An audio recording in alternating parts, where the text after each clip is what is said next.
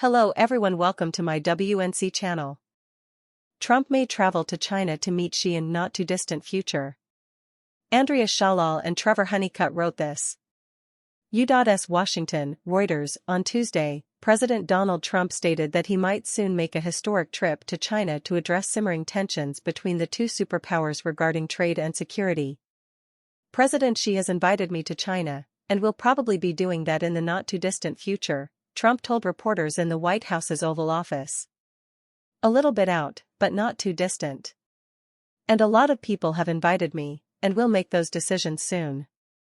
According to two people who are familiar with the plans, Reuters reported that Trump and Xi's aides have discussed the possibility of a meeting between the leaders during the U.S. president's trip to Asia later this year.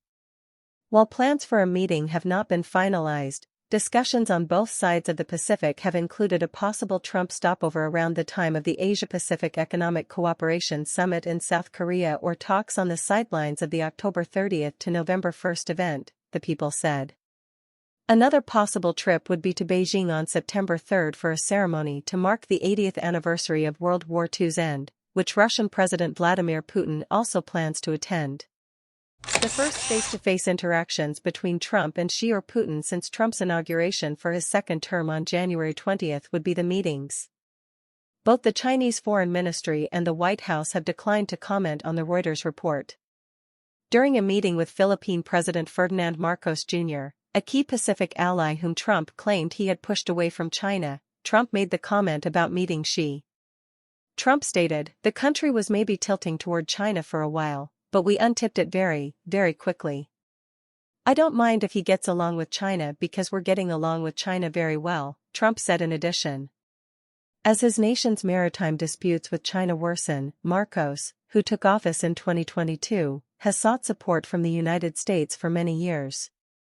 Manila has attempted to avoid direct confrontation with its larger neighbor, which claims the majority of the South China Sea as its own.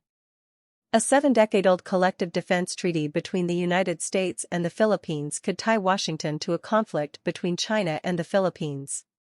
Washington sees Beijing as its key strategic rival globally.